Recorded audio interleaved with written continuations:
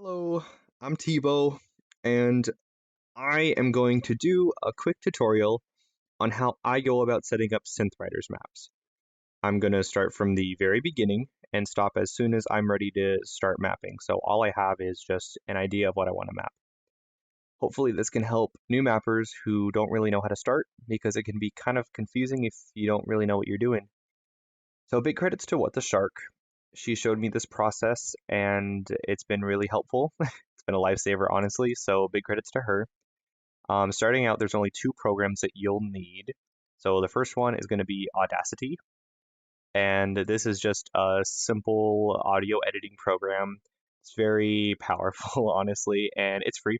So I'll have a link to this in the description if you do not have Audacity already. And then you're going to need the Synth Riders Beatmap editor as well. Now you can get this on Steam. If you just look up Synth Riders Beatmap editor on the store, you can get it here. It's completely free. Or you can also get it on the Synth Riders website, although I really suggest you get it on Steam because it makes your life a lot easier. It'll always be in the same spot. You'll get updates automatically. It's just better, in my opinion, but to each their own. So first things first, you're going to want to get the audio for the song that you want to do. In this case, I'm going to be using Safe and Sound by Capital Cities.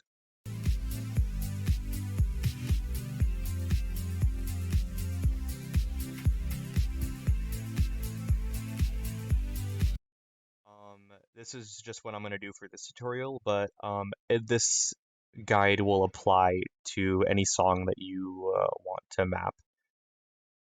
I do actually want to map this myself, so this tutorial is half me setting it up and half a tutorial, so that's cool.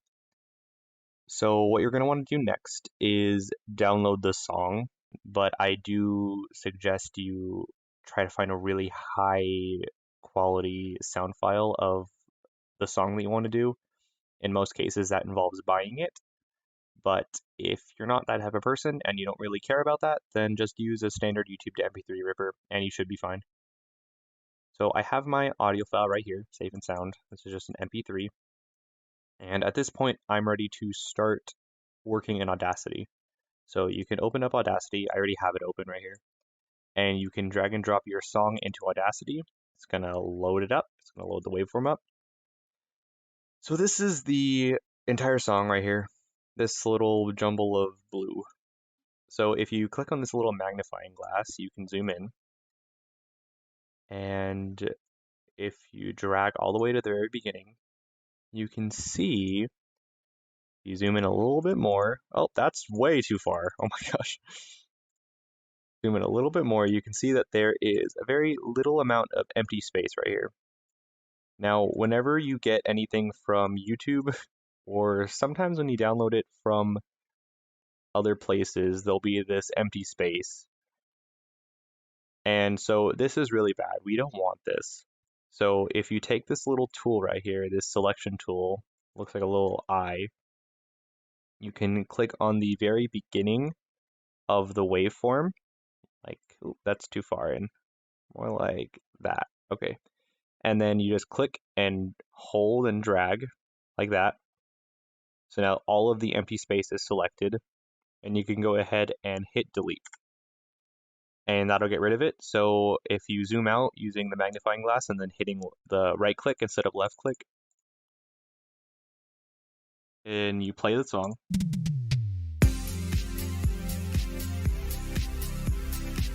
it'll start immediately, which is awesome. That's exactly what we want. So next, you're going to want to find out the BPM of the song that you're doing. Now, I don't know the BPM for Safe and Sound, so I'm going to need to figure that out, and I'll do that on video. Now, when it comes to getting the BPM, you could do one of two things. You can, one, look it up online, just look up Safe and Sound Capital Cities BPM, and you'll get a million results. I don't really like to do that, though, because sometimes the information on those websites can be incorrect, and it can cost you a lot of time that you could have saved if you just figured it out yourself, which is option 2. I usually just figure it out myself. It saves me time and it's fun to tap to the beat, honestly. So I use this cute little tool that I found online. It's a very, very, very basic BPM counter. You can touch here, put your little cursor on there, and then it lets you use your keyboard to tap to the beat. You can use anything, and then if you hit reset, it'll reset. So if you mess up, you can just try again.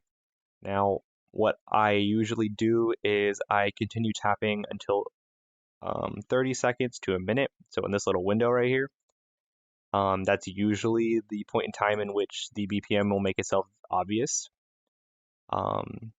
Although if you want an exact BPM, probably more around a minute would be what you want, since BPM is beats per minute, obviously. So right now what I'll do is I will take my BPM counter and I will go ahead and figure it out on video right here. So I'll do that right now.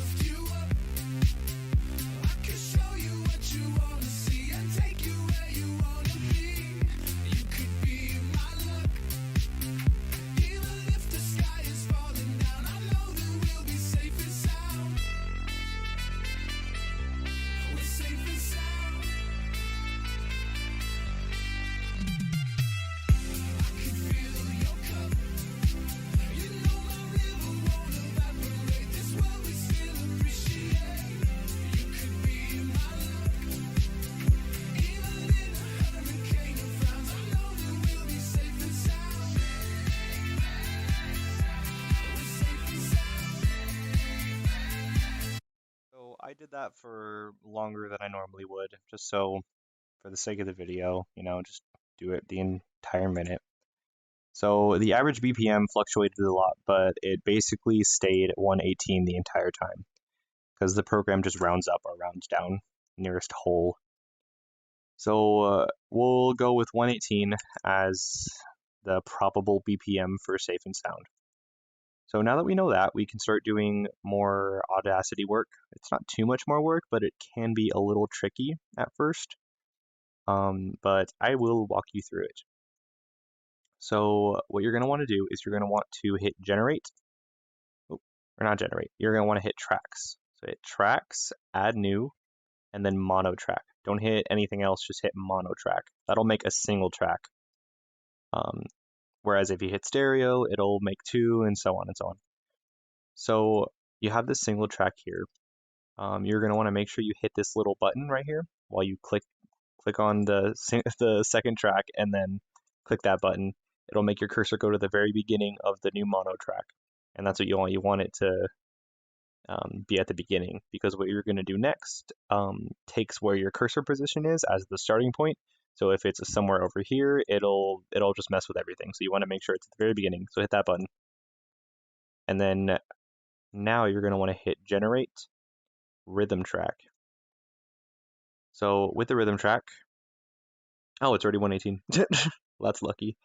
The tempo BPM is going to be where you're going to put the BPM, obviously. So it's actually already 118, so that's awesome. Just put whatever you calculated with this tool in here, in this little space right here. Don't touch anything else. The only two fields actually you're going to be concerned with is this one and this one. This is where you tell the program how many beats it's going to play. So right here I have it set to 150. This is usually a lot more than you need. I like having 150 because it usually goes past the song, and then this way I can hear where each beat will fall on the entire song. You could do something like 50 or something like 100, but I like 150. I like a nice big number. So go and hit OK, and it'll start rendering out the rhythm track all along this way. So while this is going, you are going to need a calculator for the next bit. So I'm just going to have this little simple Google calculator right here. Just handy. All right, so if you zoom in,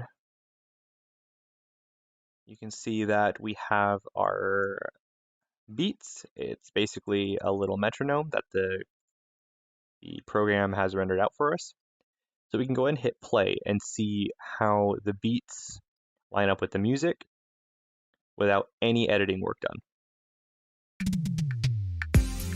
And if it's a little hard to hear the metronome, this little slider on the music track, you can slide it down, turn the gain down, and it'll make it quieter so you can hear the metronome a little bit better.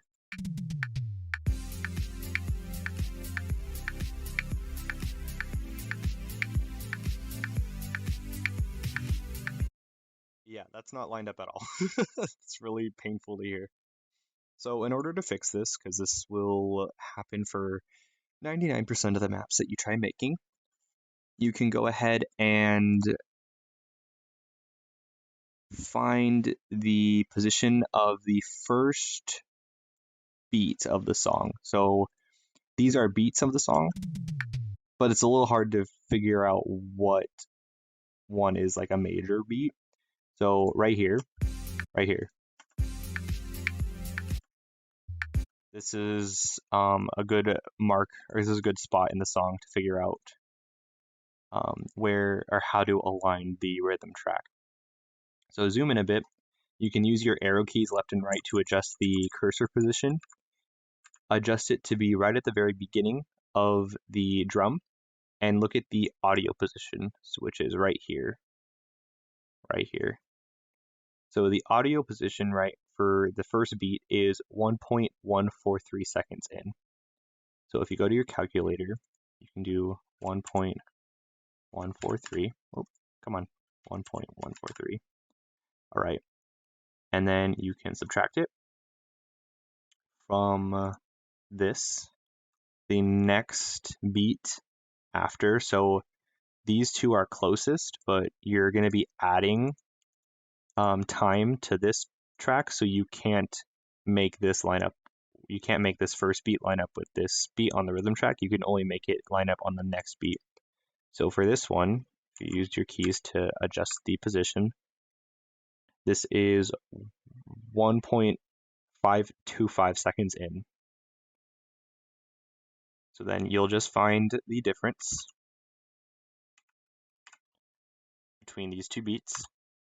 And so the amount of time between those two beats is 0.382 seconds.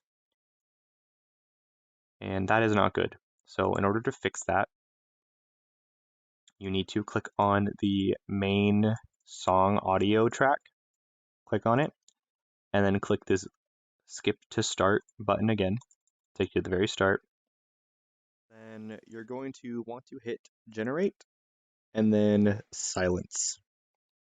And so this is just going to be silence that you're going to add to the track in order to make the first major beat line up with a major beat on the rhythm track. So you're just going to use what you calculated here. So just put 0.382 seconds into this. So 0.382 and hit OK. And that will make silence in the very beginning.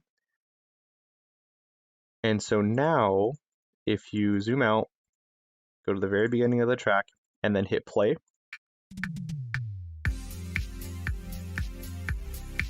all of the beats will line up with the song now.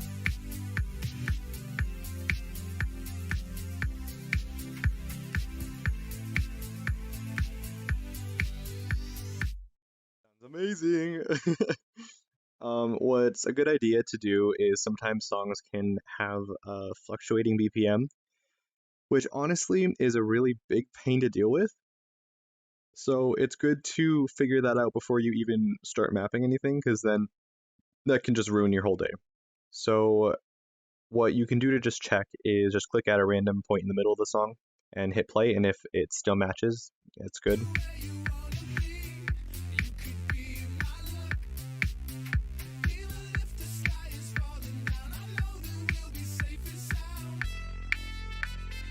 Okay, so that lines up. Skip a little bit ahead, try here. A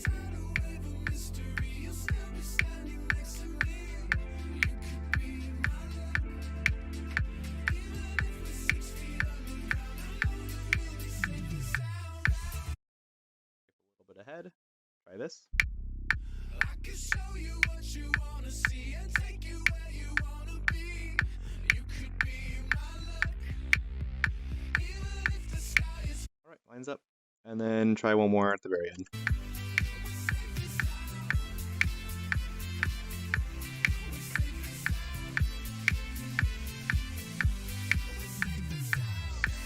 All right, so looks like that is lined up already, which is really great.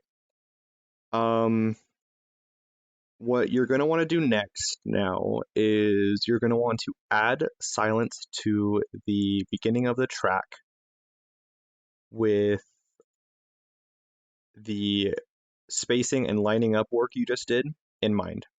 So there's an equation you can use for this, which I will throw on the screen somewhere around here probably. It's I will do it right here actually. So you just go to the very beginning of the track, very beginning. Open up your calculator, clear it out. So then you're going to want to do parentheses 60 seconds divided by the BPM, which is 118, and then times 4. And then you hit enter. And so this is some silence that you can add that will equal out to a full measure, and it won't mess up the timing that you just did. So in this case, we can do 2.033. Now with Synth Riders specifically, it's really important to add enough silence in the beginning because the editor will literally not let you place anything if less than a second has passed. So even if there's something here and you wanted to map that little drum thing in the beginning, you couldn't because there hasn't been a full second that's passed yet. So adding that silence is a really good idea in almost every scenario. So the amount of silence we need to add is 2.033 seconds. And hit OK. And it will add that extra silence right there. So then I like to keep this rhythm track up until the very end. So when I hit play, I can listen to make sure that the silence I just added doesn't screw with the alignment that I just did here.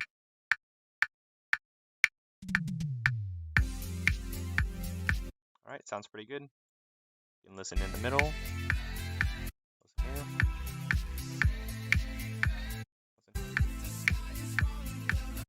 All right, sounds pretty good. So with that in mind, we are basically done in Audacity. You can go ahead and close this little calculator. You're going to want to bring this back up to normal, so back up to equal parts. And then you can go ahead and hit X right here on this rhythm track because we don't need it anymore. So what you can do is before you do anything else, you can make sure that the song is the loudest it can be without being distorted. So if you hit Control A and then hit Effect, you can hit the very first option right here will be Amplify. You can click on that. And usually if the program automatically tells you that you can, if it's a negative number, it's as loud as it can be.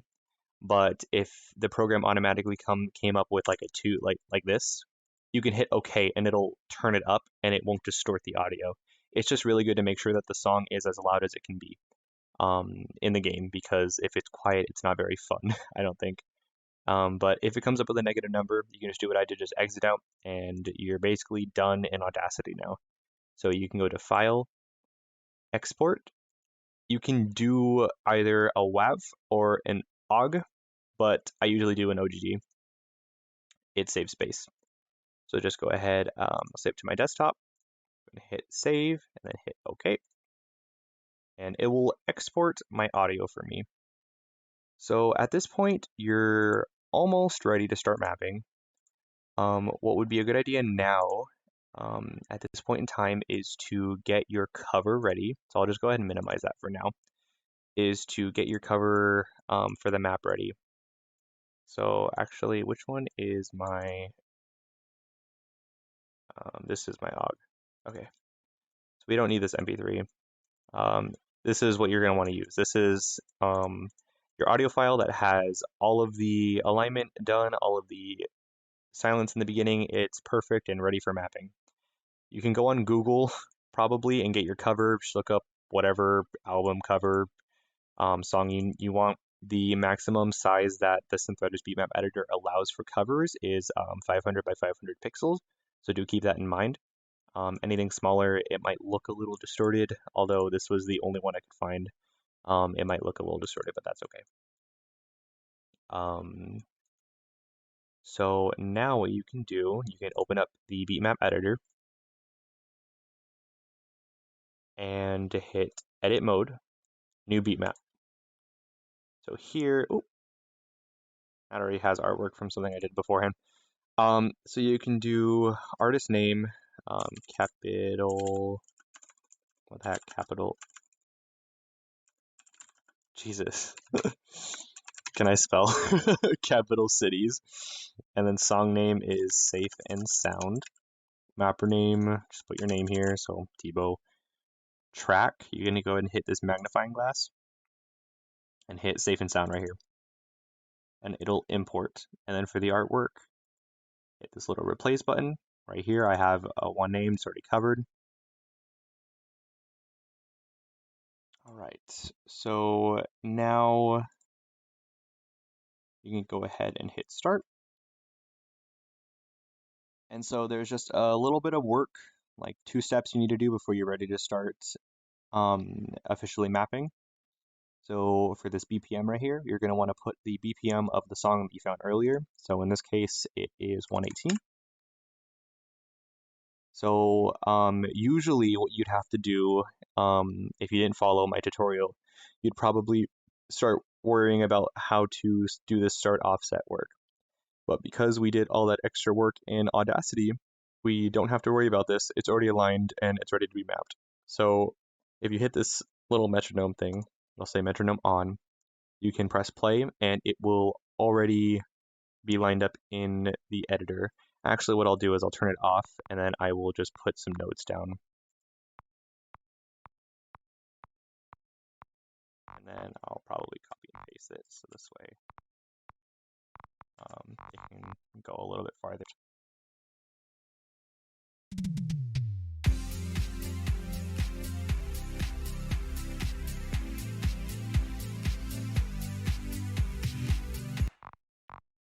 Hold on. I can't resist, hold